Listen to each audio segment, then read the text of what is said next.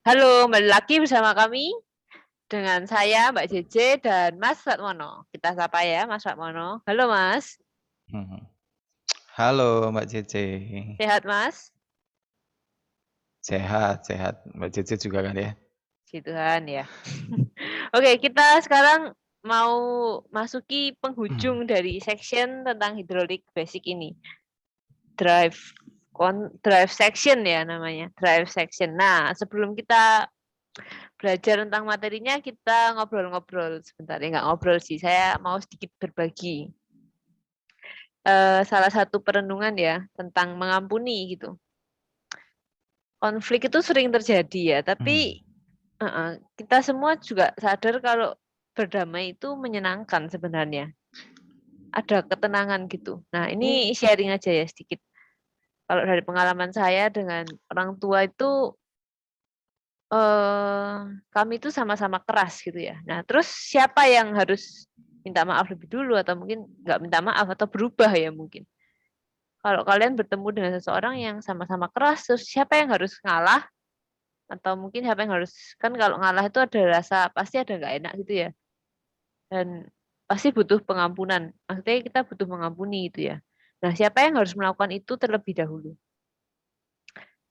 Itu yang akan kita bahas. Nah, kalau menurut saya, siapakah yang mengampuni lebih dahulu atau berubah lebih dahulu atau ngalah istilahnya? Itu dia yang sadar lebih dahulu.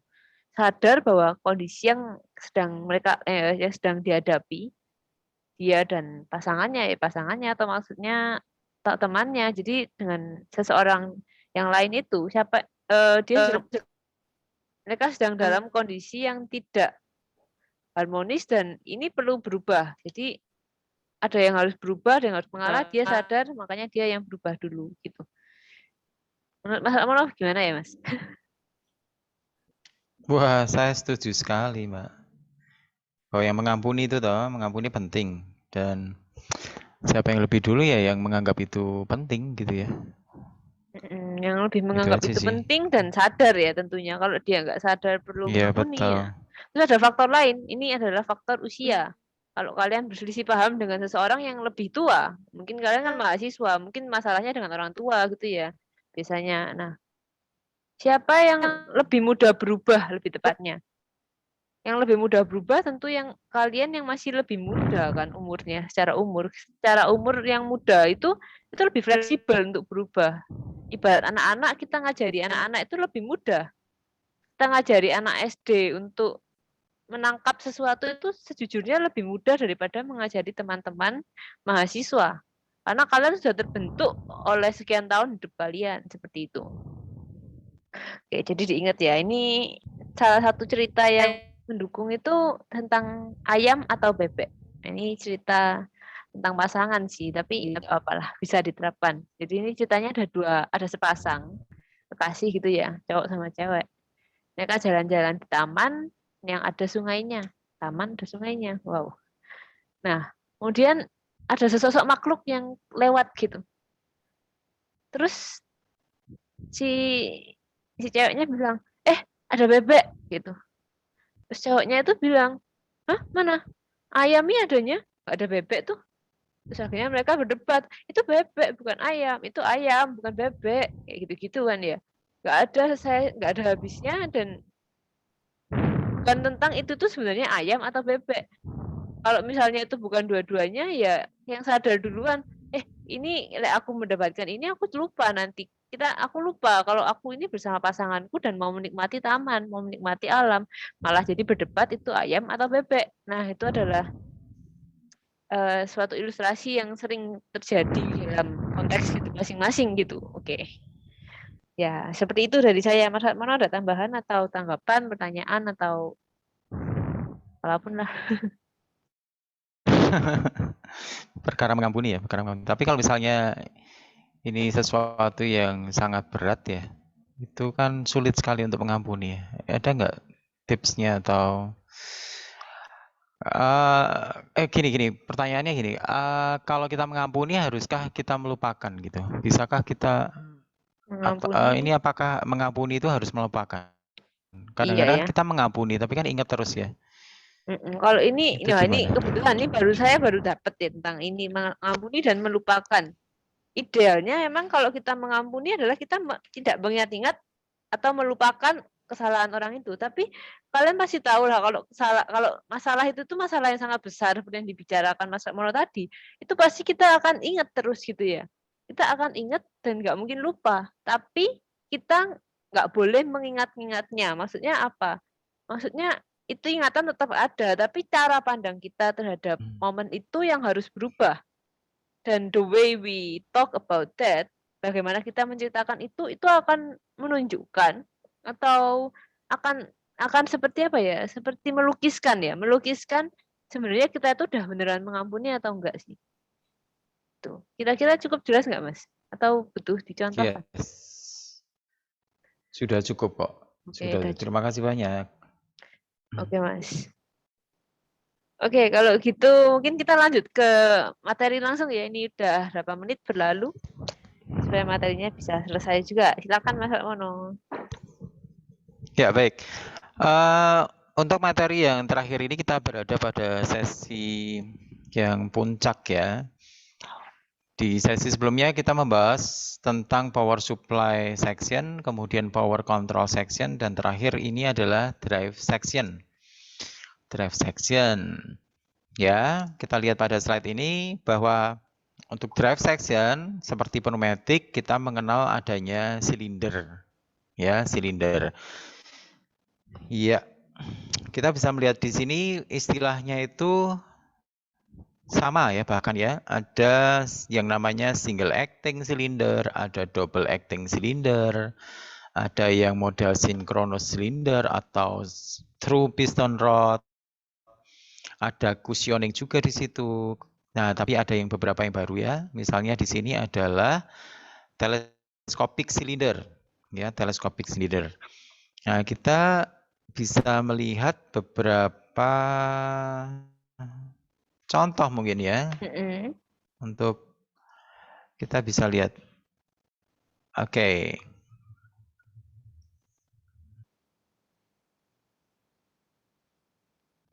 Ya. Baik, ini sudah kelihatan nggak gambarnya ya? Belum nih, Filmnya, Mas. videonya? Saya Belum curiga ini ya? Mas Mono tadi bukan share screen, tapi share a window.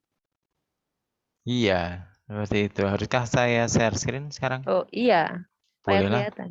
Oke. Sekarang udah terlihat? Sudah. Sudah ya, kita lanjutkan videonya.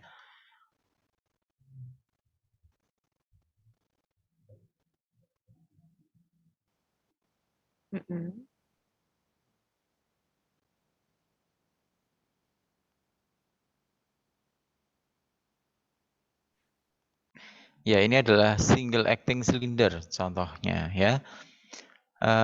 Antara diameter piston dan rod itu sama. Buat apa? Agar dia istilahnya bend resistant, dia kuat ya, lebih tegar gitu.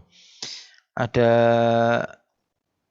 aplikasi yang lain. Ini adalah tipe teleskopik ya, single acting telescopic cylinder. Jadi dia seperti antena radio itu. Dia kelebihannya bisa sangat panjang dan kalau dia posisi minimal itu bisa pendek sekali. Kita bisa lihat.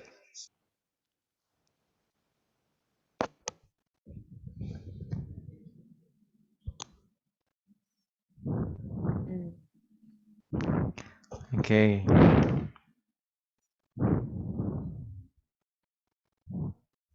Ini prinsip kerjanya kalau ini.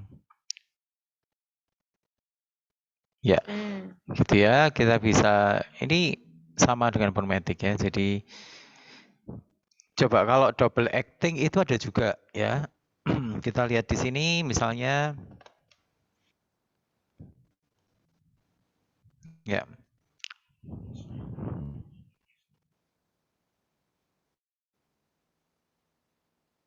Ya, itu banyak digunakan misalnya pada aplikasi alat berat ya, ekskavator, lifter ya.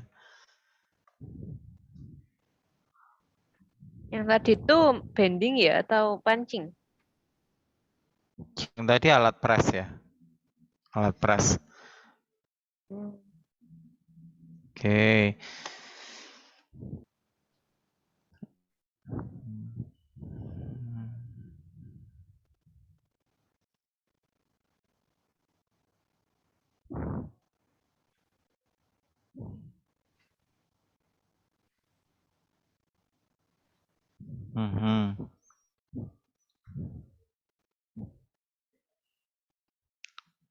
Ini power steering.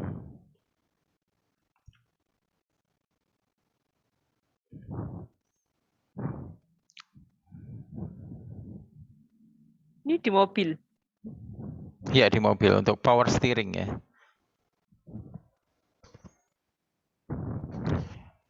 Ini untuk lift ya.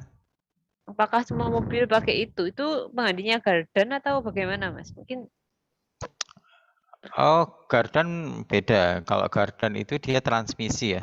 Sorry. apakah semua mobil Saya nggak bisa. ada bagian itu maksudnya?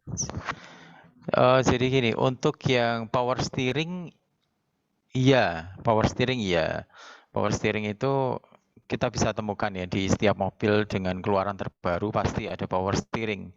Nah, kalau yang gardan itu dia transmisi ya, Mbak ya. Jadi dia memindah mesin yang berada di depan itu dengan shaft ya, kemudian menjadi memutar roda belakang gitu. Jadi itu istilahnya penggerak roda belakang kalau mobil.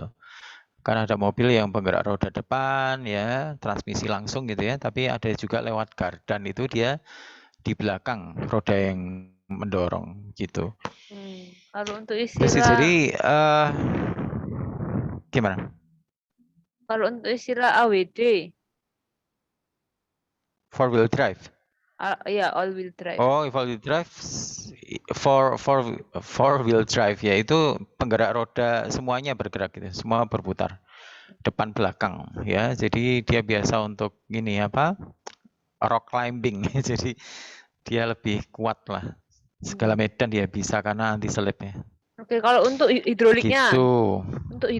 itu Ya, apakah di semuanya ada dan bisa kita jumpai kalau misalnya kita pulang ke rumah tuh kita ada mobilnya bapak atau tetangga gitu kita lihat gitu pasti kelihatan atau enggak? Maksudnya ada. Ada. Jadi hidrolik di bagian mobil itu kan ada untuk bagian rem, ada bagian kopling ya. Ada di bagian power steering. Nanti buka aja lah Mbak kapnya itu nanti dibuka, nanti yang ada olinya itu nanti silahkan dilihat ya. Itu oli untuk apa gitu ya, power steering kah atau untuk brake ya atau untuk kopling gitu ya. Nanti ada sendiri-sendiri kok. Itu. oke. Oke ya. Good. Itu tentang tipe-tipe silinder dan aplikasinya. Yang menarik itu tadi apa namanya teleskopik silinder karena saya pernah naik lift yang digerakkan oleh ini. Jadi wah ini yang saya lihat di film itu gitu ya. Ternyata ada beneran gitu ya. Dan amazing lah. Kok tahu Mas kalau liftnya itu pakai Gimana? teleskopik? Apakah kelihatan dari mana? Dari celah-celahnya kelihatan atau taunya dari mana? Apakah saat naik itu Iya rasanya karena sangat halus sekali atau gimana? bukan sih karena memang kelihatan dari sampingnya itu dia kaca ya kaca. Jadi saya bisa Oh, melihat silindernya. karena Gitu. pakai kaca, ya. Karena pakai kaca atau akrilik waktu itu ya, Ya saya mungkin nggak tahu. teman-teman ada yang mau lihat gitu ya. Itu lihatnya di Indonesia atau di luar negeri ya, Mas? Di luar. Oh ya udah kalau gitu kita next saja. Nah, next ya. Oke, kalau di sini adalah tentang dimensi silinder ya. Ini standar Vesto. Sekali lagi ini adalah standar Vesto. Untuk tipe silinder yang lain dari merek yang lain itu pastinya berbeda. Oke, nah sekarang kita lihat ada maksimum diameternya adalah sekitar 400. Ya, 400 mili itu dari Vesto. Itu zaman dulu. Nah, sekarang pasti ada perubahan. Untuk rod diameternya bisa 360.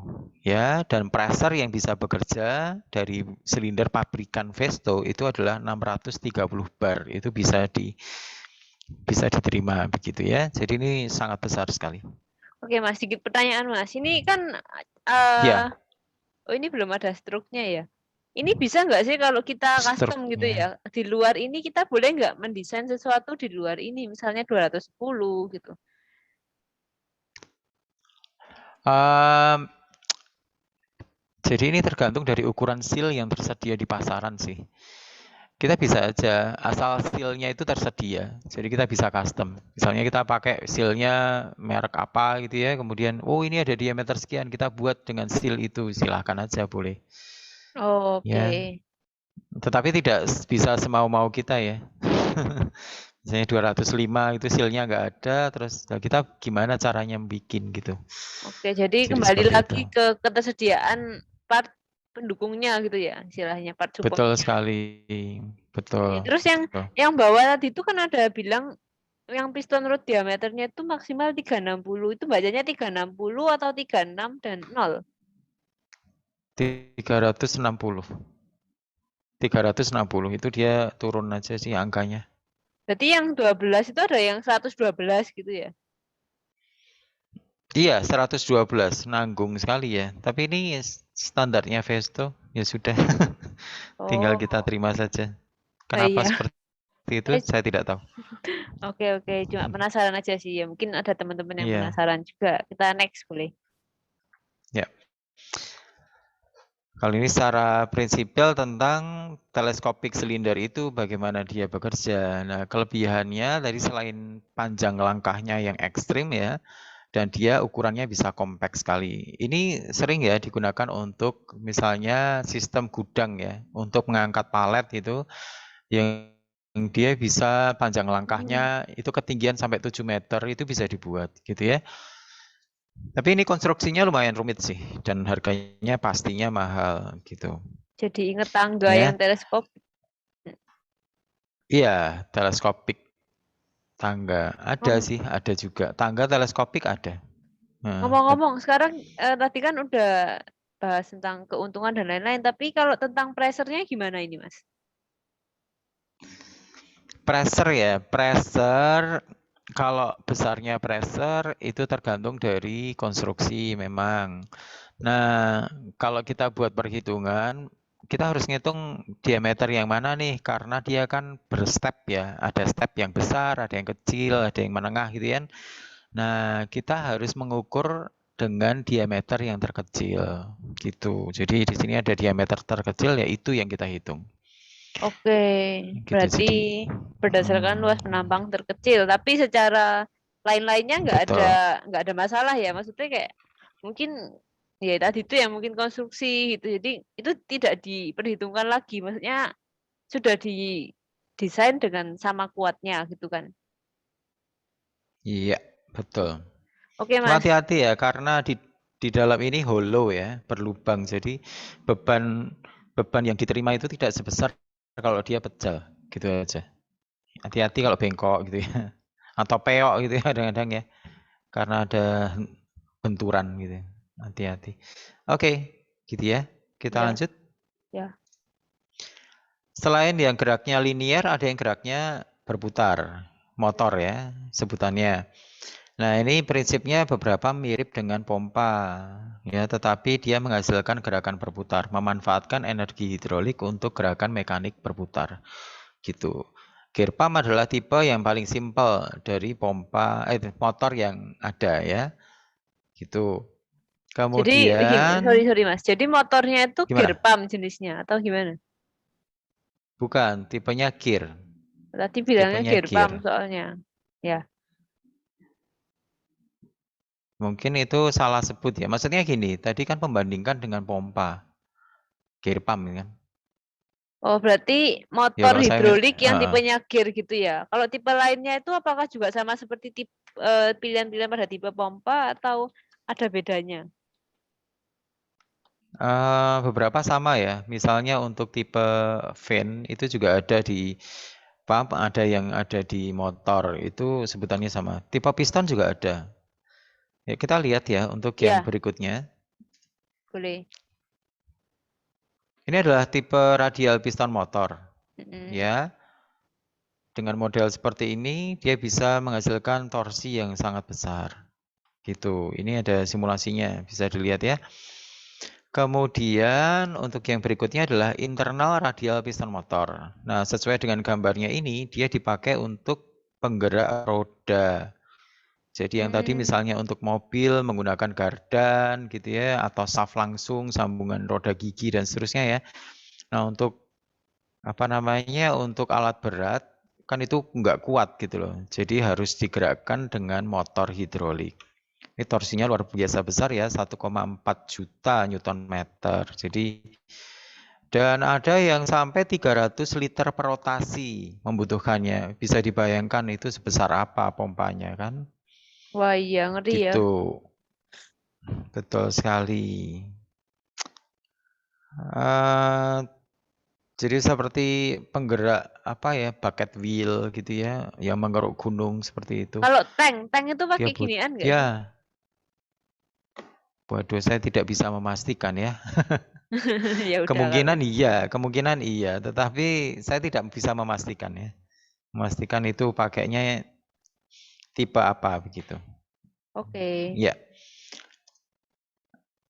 Ini adalah limited angle rotary actuator. Jadi dia lebih ke ini gerakannya tidak bisa 360 atau maksimalnya 360 ya, tidak bisa berputar seperti motor tadi. Jadi ada seperti wiper gitu ya, atau keran gitu ya, keran yang pakai engsel itu.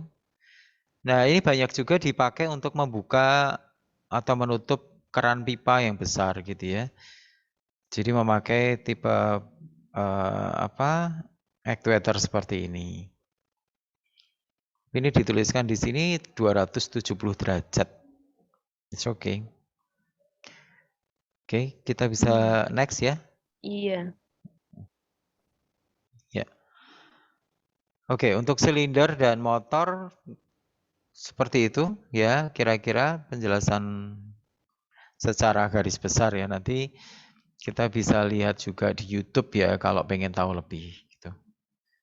Ini Ya. sudah masuk ke aksesoris ya. Apakah kita mau teruskan atau kita Manut asal mono lah. pause dulu? Oke. Nanggung ya karena sudah hampir selesai. Baik.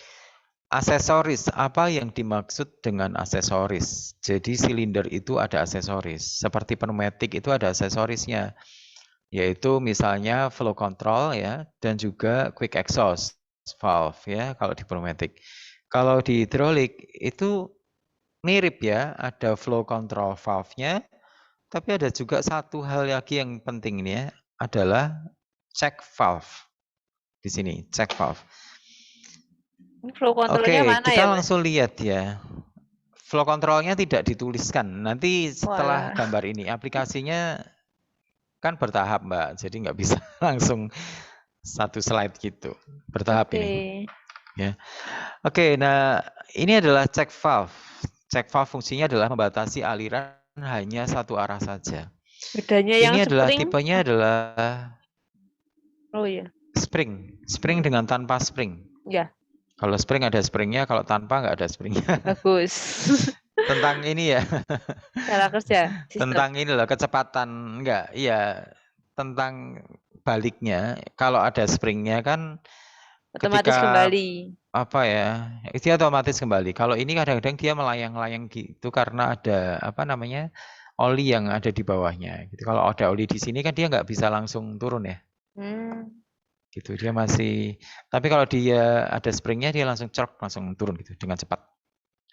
Tetapi ya pasti untuk menaikkan ini ya ada beban gitu loh yang harus ditanggung oleh tekanan hidrolik sendiri.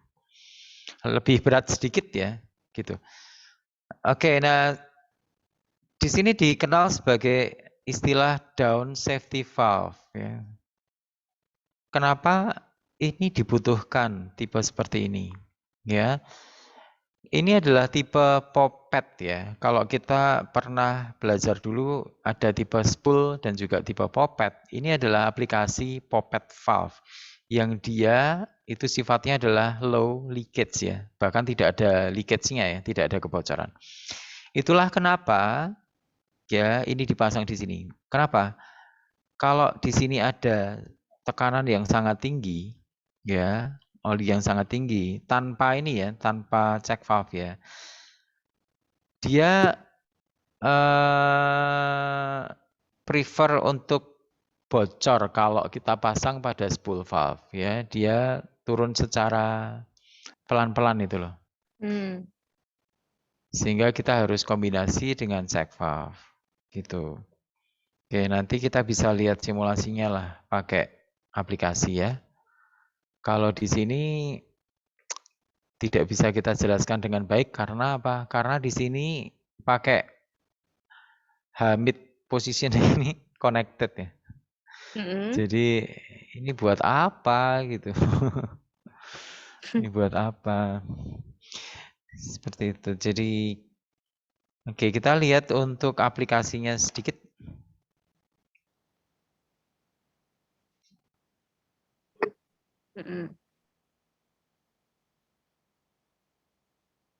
Nggak ada suaranya ya, Mas?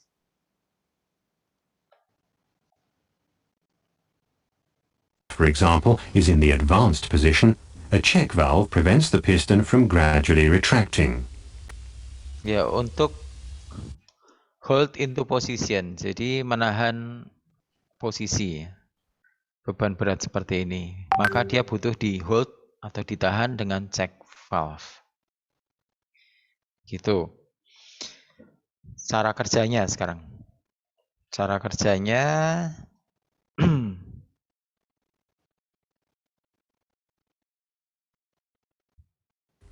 In a piloted check valve, we initially have the normal check function, which means the line is blocked in one direction. When the valve is to be released, the seat is lifted hydraulically via a control line, and the working line is opened for the return flow of the oil. Nah, ini fungsi pilotnya ada di sebelah kiri. Ya. Ini adalah check valve ya. Check valve itu kan ada input sama output. Nah, ada satu lagi kalau kita lihat di simbol itu ada garis putus-putus. Itu adalah pilot. Yang fungsinya adalah membebaskan ya. Mendorong dengan gaya dari luar gitu loh.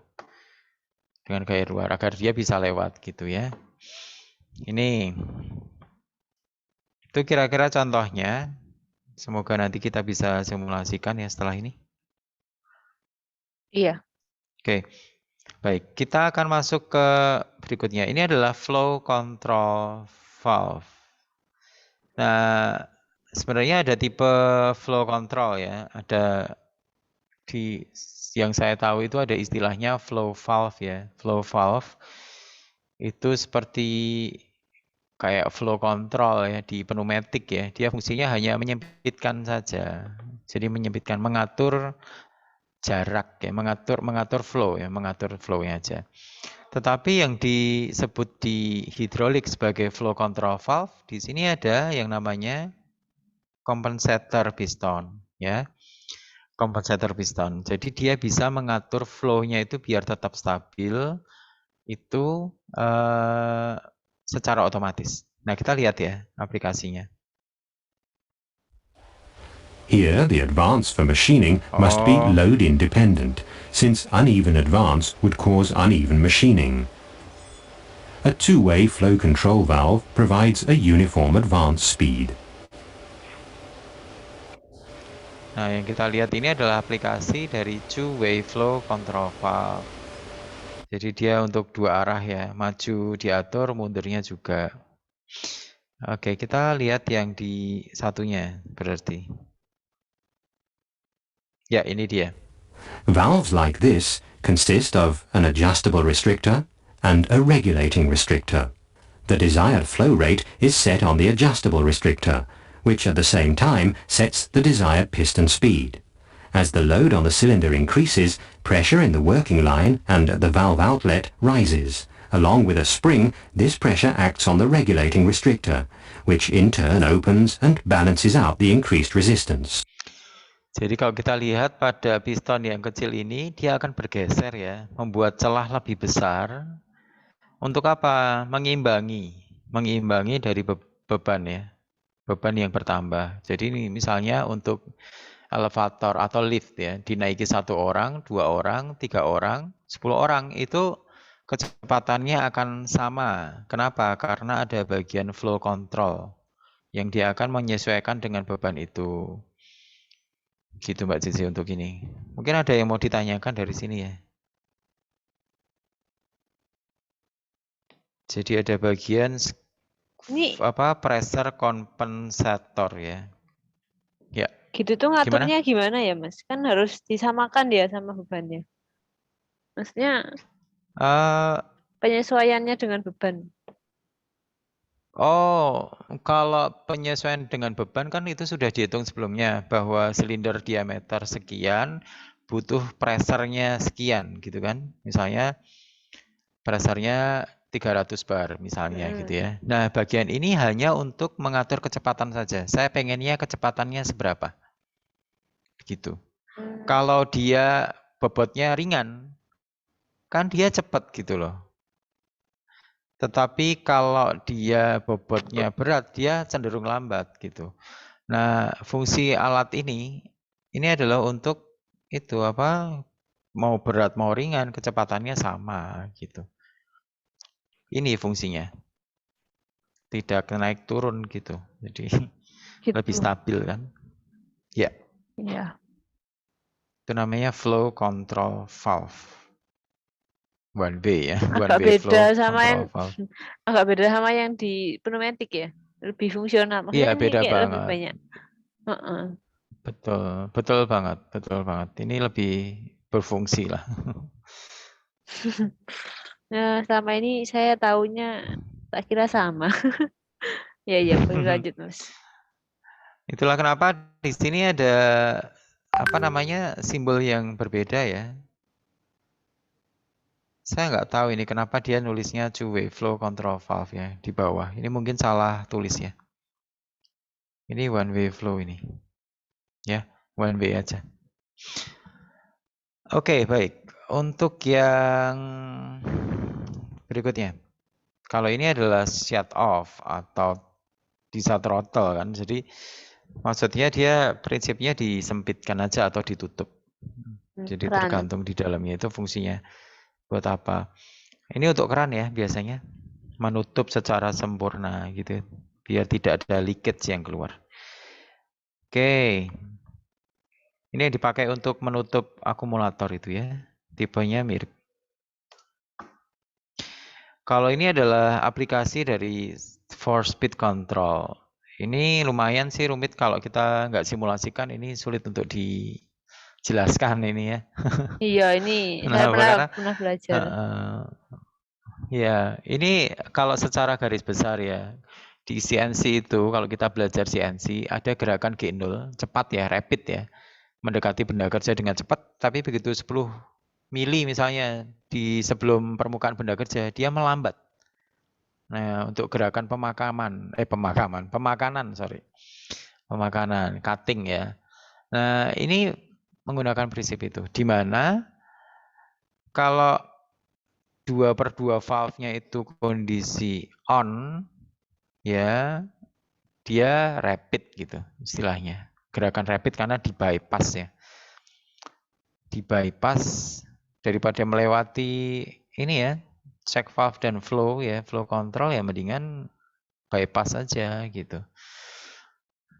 Jadi dia bisa diatur gitu. Nah, ini harus dikontrol dengan elektrik kalau ini. Kapan dia on atau off. Gitu. Nah, bagian yang terakhir yang kita pelajari adalah hose. Nah, untuk mempelajari hose itu memang ada ilmu khususnya ya, dan itu bisa panjang. Kenapa? Karena kita selain mengenal material, kemudian dimensi, berapa bar dia bisa di hold ya.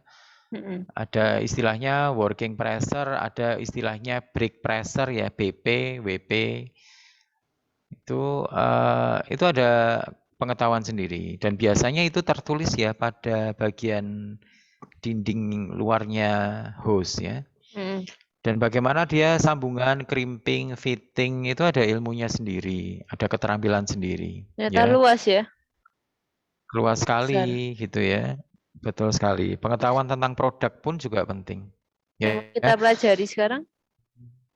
Yang kita pelajari sekarang adalah bahwa komponen di sini, ya, biasanya ada ini sih penjelasan tentang bagaimana cara instalasi ya, tapi tidak ada di sini, jadi sebaiknya nanti kita share lewat description saja ya linknya. Oke, gitu. Nah, untuk yang dipelajari adalah ini, ya, tentang cara penyambungannya. Asal kita tahu saja bahwa ini baik, ini yang jelek. Misalnya yang di sebelah kiri. Yang sebelah kiri ini yang ideal yang bawah. Kenapa? Karena dia ada ruang bebas ya, istilahnya ada kendor gitu ya. Ini berhubungan dengan Ketika dia laminar ya, laminar dan turbulence ya. bisa, tapi ini ada hubungannya lebih ke ini ya. Oh, Ketika dia ada elastisitas. tekanan yang sangat tinggi, betul. Ada tekanan yang sangat tinggi di dalam, maka dia ada kecenderungan untuk menggembung ya, istilahnya menggembung dan dia berusaha meluruskan diri. Ya itu seperti kayak kita megangi selang untuk pemadam kebakaran ya, kebakaran itu loh. Kita bisa terlempar gara-gara ada tekanan air di dalamnya kan. Dan itu bahaya banget. Karena apa? Di sini dia bisa pecah. Itu ada bengkok di sini. Ini rawan atau karena umur pakai di sini bisa retak dan dia akhirnya bisa keluar ya cairannya. Bahaya. Iya, iya. Nah, untuk di sini kekurangannya Mbak Cece tahu nggak ini apa? Itu tegang Kenapa sekali. di sini tidak ideal? Tegang Itu. ya. Betul. Dan apa? Di sini Melintir. melintir, betul melintir. Melintir. Kebuntir, Nah, ini kebuntir. kalau dia menggembung, betul. Kalau dia menggembung, dia kan pasti memendek ya. Nah, kalau memendek ini yang lepas gitu. Oh, Ini bisa lepas. bahaya. Tertarik dari wall-nya, fittingnya. Ya. Tapi kan itu ada check valve-nya, Mas. Kenapa masih bahaya? Check valve. Iya. Di sini tidak ada check valve tuh. Tapi biasanya enggak. Maksud saya di bagian hose-nya kalau di lab itu biasanya kan meskipun tidak ada hose yang terpasang juga olinya enggak akan keluar karena kayak ada apa ya istilahnya mirip dengan check valve atau mungkin ada popetnya di hidung itu. Oh iya. Oke, saya paham, saya paham. Jadi gini ya, dia itu yang model fitting yang tipe untuk training unit ya bisa dilepas-lepas gitu ya. Misalnya ini ada fitting, nah di sini ada seperti apa ya mekaniknya gitu ya. Iya. Gitu. Di sini ada springnya kan. Nah kemudian di pasangannya itu, aduh susah sekali menggerakkan mouse-nya. Bisa dipahami nggak ya? Tidak bisa, ya sudah. Semoga Kita bisa. skip aja.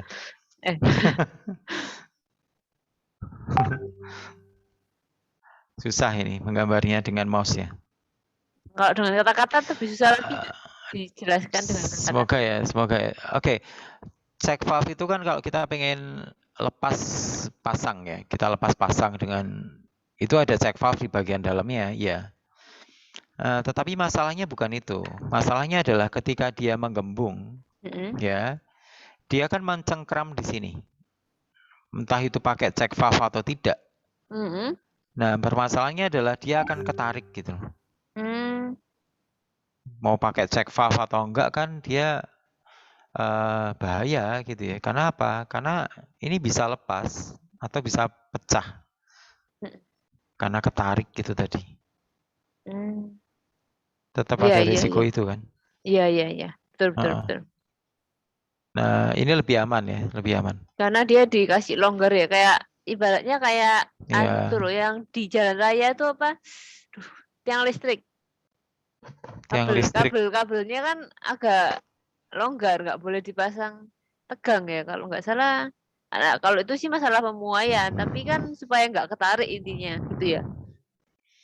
Itu bisa juga dan membuat kondisi dengan dengan kawat yang sebegitu besar dan berat kan dia nggak bisa ditarik lurus ya, kecuali itu benang yang sangat kecil gitu. Kalau berat ya susah sekali menarik lurus itu. Itu ada fisikanya, ada juga memang tujuannya buat itu. Oke. Untuk yang di sebelah kanan ini bahaya ya, kenapa? Karena di sini ada tekuan ya. Tekuan Kalau ini tipenya hose yang fleksibel ya, fleksibel hose ini bahayanya di sini. Gitu.